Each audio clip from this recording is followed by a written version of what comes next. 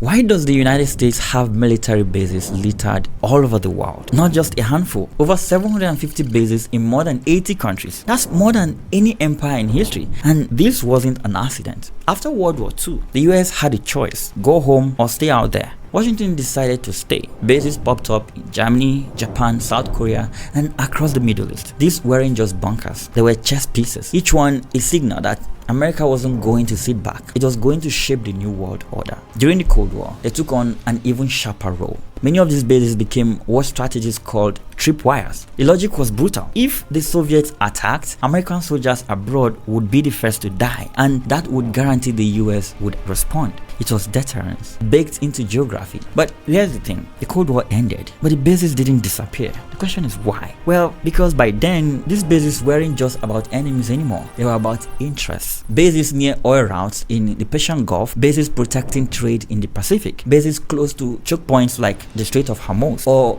the South China Sea. Having troops stationed abroad meant America could launch missions anywhere: Afghanistan, Iraq, Libya, within days instead of weeks. And for the host countries, quite complicated. Some welcome the security guarantee, others see it as an occupation. In Okinawa, for example, that is Japan, locals have protested for decades against the noise, the crimes, the sense of being occupied. In Djibouti, Africa's tiny coastal state, the US runs a huge drone hub just miles away from Chinese and French bases, turning this country into a geopolitical parking lot. Critics call it an empire of bases, draining US taxpayers and stoking resentment. Supporters say it's what keeps the global system stable, deterring wars before they even start. But here's the truth most choose to ignore. The US isn't just here for some security guarantee. It is defending and enforcing a world order, one that so happens to benefit America and protects American interests. When those interests clash with that of the host nation, boom, we have civil unrest